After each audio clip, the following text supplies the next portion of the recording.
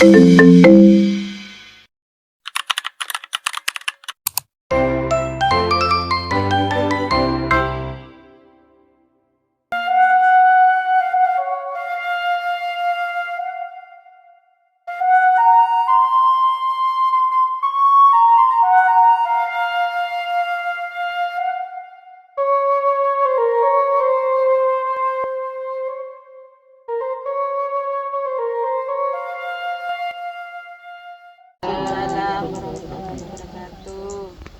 tak dusun-dusun mau ingat sampean iki. Di metik bokoneka yang kepin bibik iki.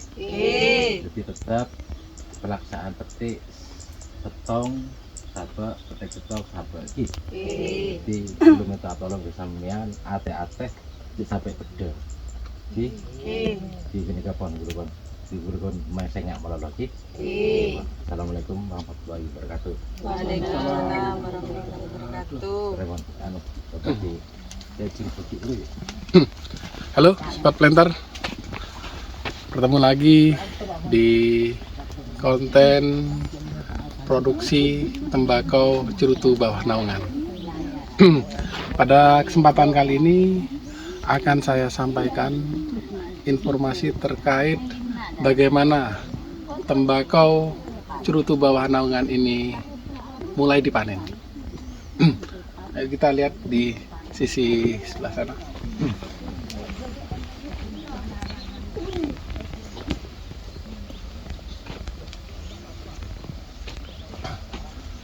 Oke, rekan-rekan Sobat Planter, jika di konten sebelumnya saya sampaikan terkait dengan aktivitas pemeliharaan lanjutan berupa pemasangan tali tanaman, maka di sini rekan-rekan akan bisa melihat ada tali warna merah.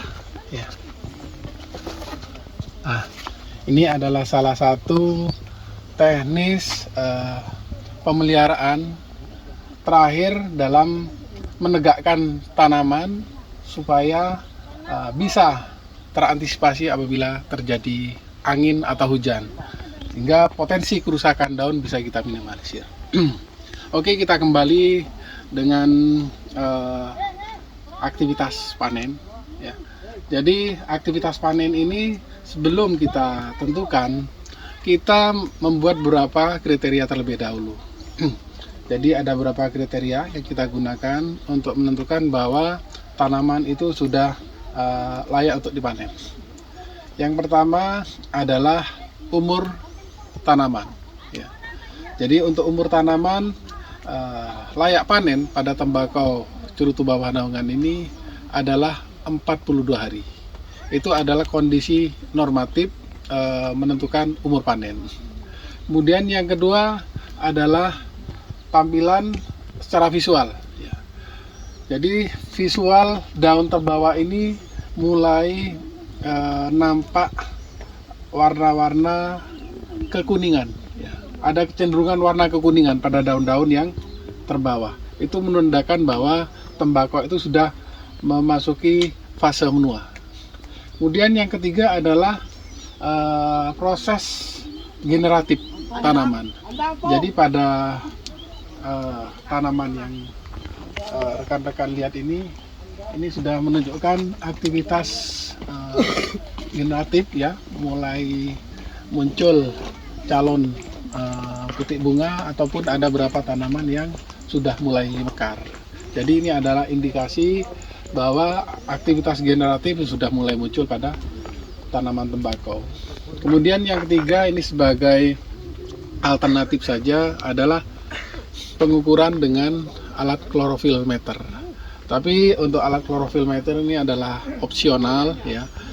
Tapi untuk yang tiga kriteria pertama itu adalah parameter-parameter utama yang harus kita penuhi terlebih dahulu. Jadi itu adalah gambaran-gambaran kriteria panen yang bisa kita jadikan ukuran untuk menentukan bahwa tanaman tembakau ini sudah memasuki fase layak panen. Sobat Planter, untuk tembakau cerutu bawah naungan ini, nilai ekonominya juga ditentukan oleh posisi daun itu dalam batang tanaman. Untuk kami pemilahan ini ditentukan mulai dari daun terbawah sampai daun teratas. 6 daun terbawah, mulai dari permukaan tanah, ini kami istilahkan dengan tembakau koseran. Ya. Kalau di sini mungkin batas daun ini. Ini adalah tembakau koseran. Kemudian 10 lembar lagi di atasnya, ini adalah tembakau kak. Dan 4 lembar lagi di atasnya adalah tembakau teng atau tembakau tengah. Nah, terkait dengan pemilahan ini juga menentukan proses pemetiannya. Jadi dalam satu batang ini, setiap hari kita lakukan pemetikan 2 lembar daun. Kemudian pemetikan lanjutan ini kita akan lakukan dengan interval 2 hari. Artinya dalam satu batang tanaman tembakau ini, dalam proses panennya berbeda dengan tembakau-tembakau jenis lain. Ini tidak langsung dihabiskan sekaligus, tetapi bertahap dengan interval 2 hari. Jadi dalam satu batang tanaman ini, mulai dari tembakau koseran sampai dengan tembakau teng, ini membutuhkan waktu kurang lebih 1 bulan. Jadi ini gambaran terkait dengan nilai ekonomis dari tembakau Cerutu Bawanongan berdasarkan posisinya dalam satu batang.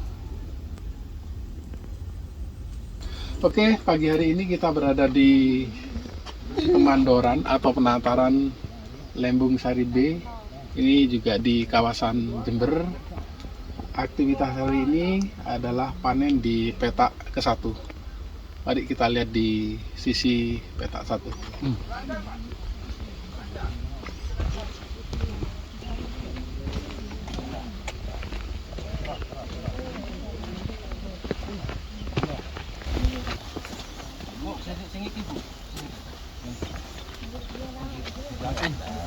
Waalaikumsalam.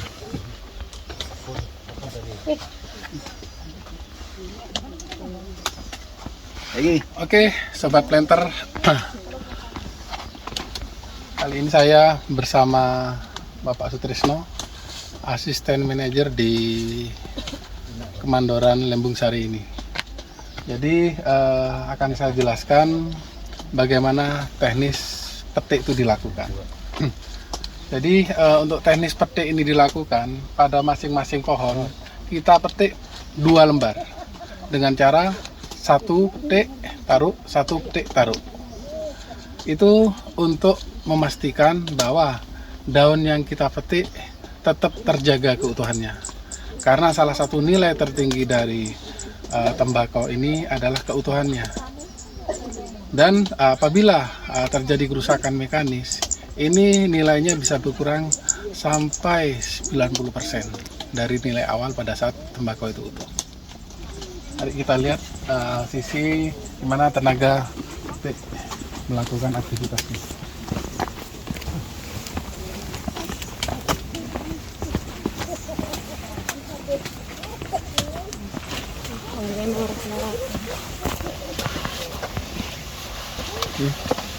Jadi petik tembakau ini dilakukan dengan cara melakukan petikan 2 tahapan, putar kanan dan kiri, kita taruh,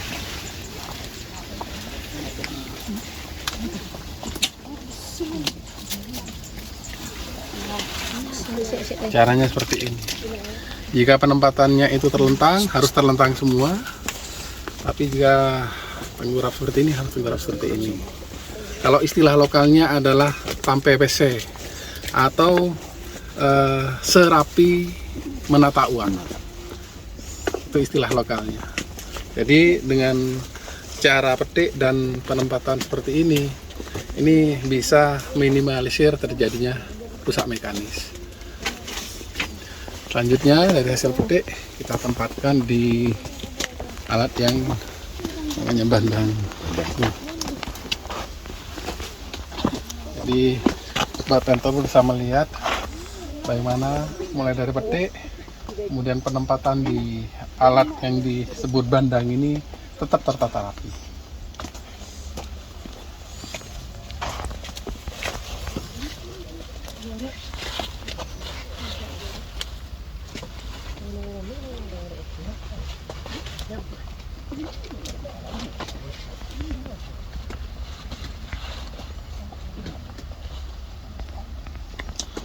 Kapasitas dalam satu bandang ini kurang lebih 40 sampai 50 kg. Memang kita batasi sampai kapasitas 40 sampai 50 kg. Nah, ini tuh juga menghindari tekanan yang terlalu besar yang juga bisa menyebabkan patahnya gagang tanaman.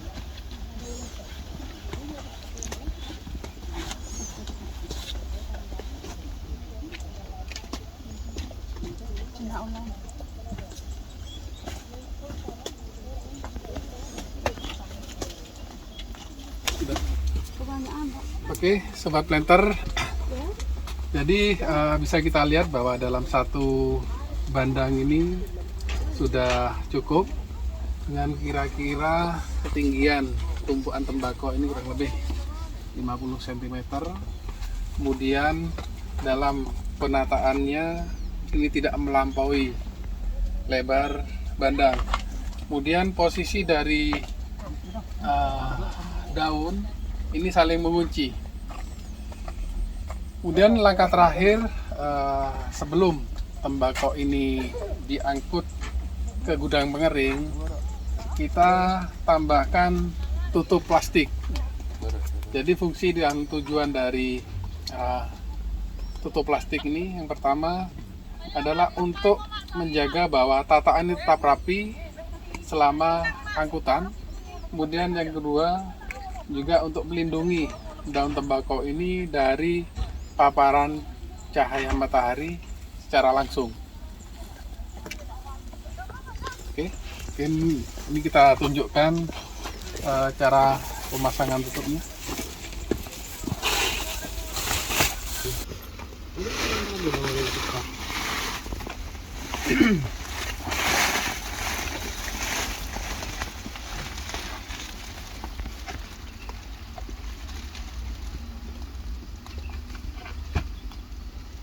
Jadi untuk tutup bandang ini rekan-rekan sobat planter ada dua lapisan.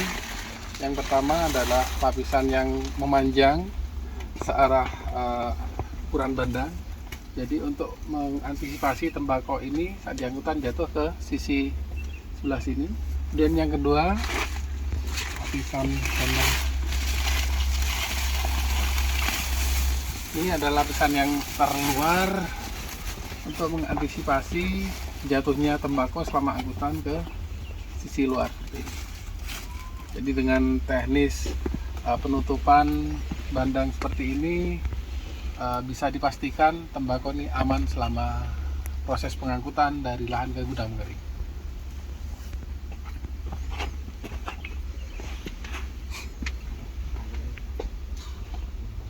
Oke. Ini tak bawa gerbok. Oh, boleh. Tahu. Ini juga.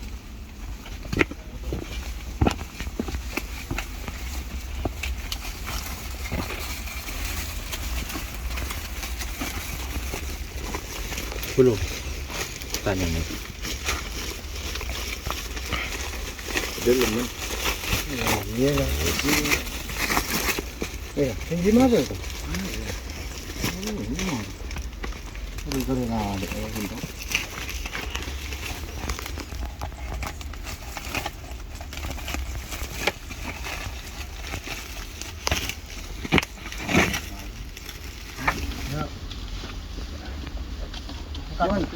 Tapi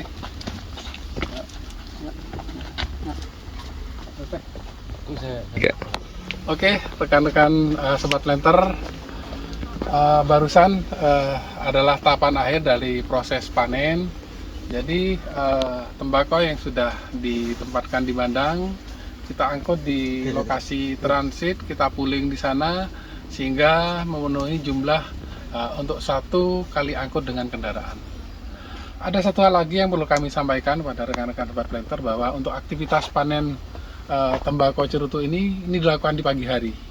Kurang lebih dimulai jam 5 dan berakhir sampai jam 9 pagi.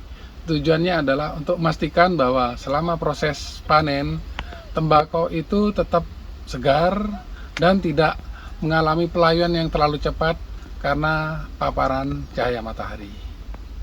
Mungkin itu yang bisa saya sampaikan pada sesi konten panen tembakau cerutu bawah naungan. Tunggu di konten-konten berikutnya. Salam planter. Salam planter.